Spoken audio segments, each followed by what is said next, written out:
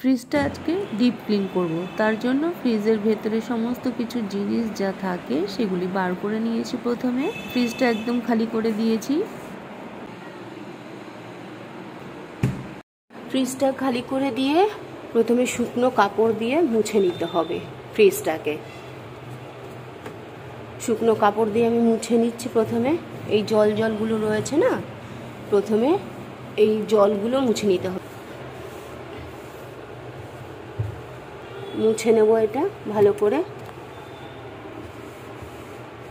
মাসে একবার করে তো ফ্রিজ পরিষ্কার করতেই লাগে, 2 মাস অন্তর করলেও হবে, কিন্তু পরিষ্কার করতে হয় 2 মাস 1 মাস অন্তর অন্তর, না হলে ফ্রিজটা বেশি ময়লা হয়ে গেলে তখন বেশি কষ্ট হয়ে যায়। আর এই দেখো এগুলো নোংরা বেরিয়েছে, এগুলো পরিষ্কার করে নেবো আগে। শুকনো কাপড় দিয়ে পরিষ্কার করে নিয়েছি, জলগুলো একদম মুছে গেছে। জল ছিল, অনেক জল ছিল, এগুলো মুছে দিলাম। যেই লিকুইডটা দিয়ে আমি পরিষ্কার করব, চলো তোমাদের সাথে সেটা শেয়ার করছি। একইভাবে ডিপ ফ্রিজটাও আমি জলটা মুছে নেব। ডিপ ফ্রিজের জল রয়েছে কত, দেখতে পাচ্ছ? এই দেখো জল কত, যে এইগুলি জল পুরো, এগুলো মুছে নিতে হবে প্রথমে শুকনো কাপড় দিয়ে।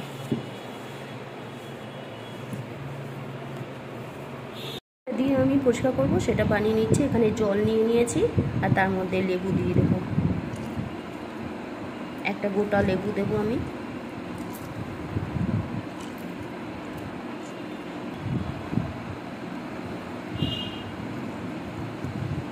গোটা লেবু দিয়ে দিয়েছি আর এই যে লেবুর বীজগুলো ফেলে দিচ্ছি।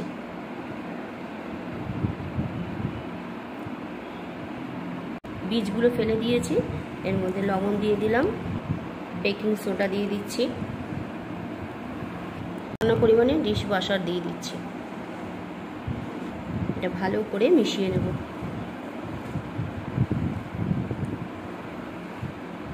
মেশানো হয়ে গেছে, এবার ফ্রিজটাকে পরিষ্কার করে নেব। টাওয়ালটা ভিজিয়ে নিয়ে ফ্রিজটাকে রাব করে নেব। খুব বেশি চিপবো না এটা, এই যে এইভাবে টাওয়ালের মধ্যে হালকা জল থাকবে, এইভাবে রাব করে নেব পুরো ফ্রিজটাকে। এইভাবে আমি ক্লিন করে নেব।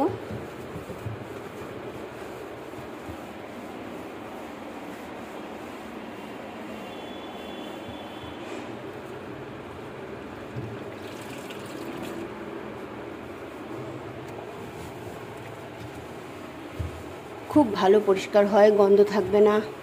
ফ্রিজটাকে আমরা প্রতিদিনের কাজের জন্য বেশি ব্যবহার করে থাকি, তাই ফ্রিজটা ভালোভাবে ক্লিন করতে হয় মাসে একবার কিংবা 2 মাস অন্তর।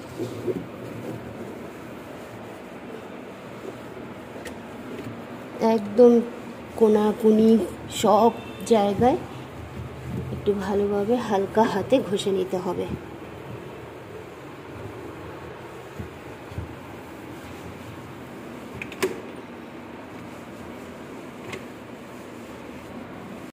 ডিপ ফ্রিজটাও আমি একইভাবে পরিষ্কার করব।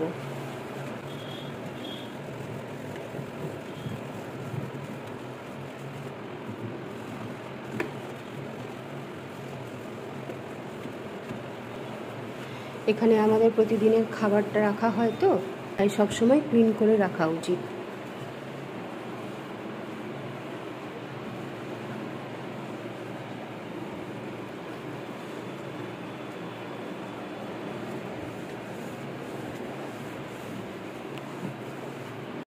ফ্রিজের দরজাটাও একই জল দিয়ে মুছে নেব।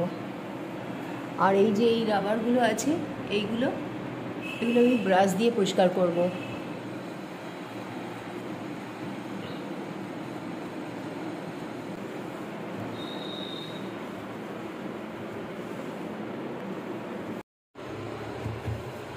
যে লিকুইডটা বানিয়েছিলাম সেটা দিয়ে পরিষ্কার করে নিয়েছি। এখন পরিষ্কার, এই যে পরিষ্কার জল নিয়ে নিয়েছি, পরিষ্কার জল দিয়ে এখন জল ফেলে 2-3 বার করে মুছে নেব।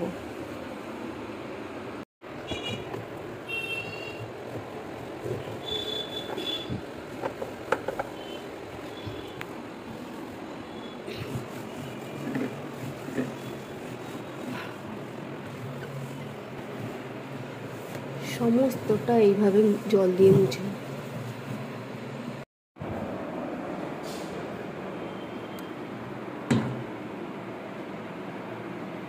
এবার এইগুলি পরিষ্কার করবো। এই যে রাবারগুলো আছে দরজা, এই রাবারগুলি পরিষ্কার করব।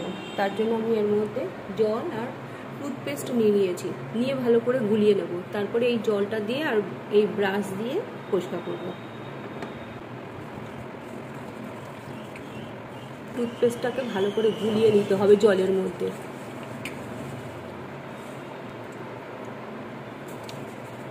এই যে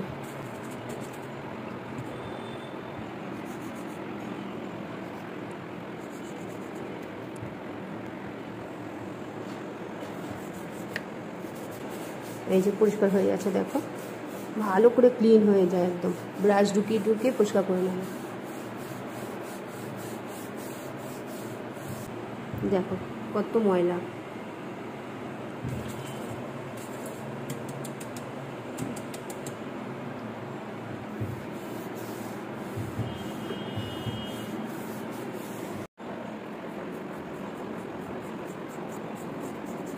সাইডগুলো মুছে নেবো, তার জন্য জলের মধ্যে না টুথপেস্ট দিয়ে দিয়েছি আর ভালো করে গুলিয়ে নিয়েছি আর এই কাপড়টা ভিজিয়ে নিয়েছি।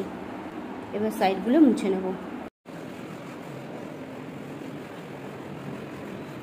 খুব ভালো পরিষ্কার হয় টুথপেস্ট দিয়ে সাইডগুলি যদি মোছা হয়, সব দাগ উঠে যায়। দেখো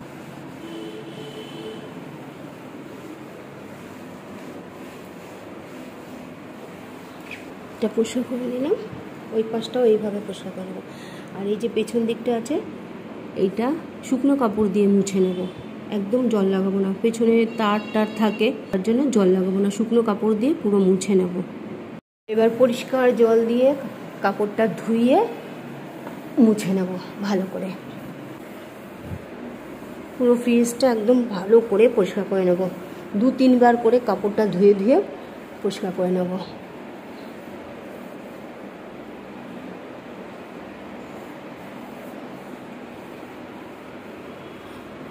ক্লিন হয়ে গেছে, দেখো ফ্রিজটা একদম চকচক করছে। ফ্রিজটা আমার সমস্ত কিছু পরিষ্কার করে ফেলেছি।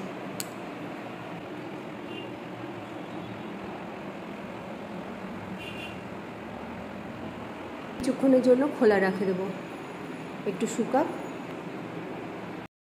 দেখো ফ্রিজ একদম ক্লিন করে ফেলেছি আর সমস্ত কিছু গুছিয়েও রেখে দিয়েছি। একদম পুরো চকচক করছে ফ্রিজ আমার, এখন গুছিয়ে রেখেছি। ফ্রিজের মধ্যে এই ম্যাটগুলো পাতলে এই র্যাকের ওপরে কাজগুলো অত নোংরা হয় না। এগুলো একদম পরিষ্কার করে দিচ্ছি। ম্যাটগুলো থাকলে খুব ভালো থাকে কাজগুলো।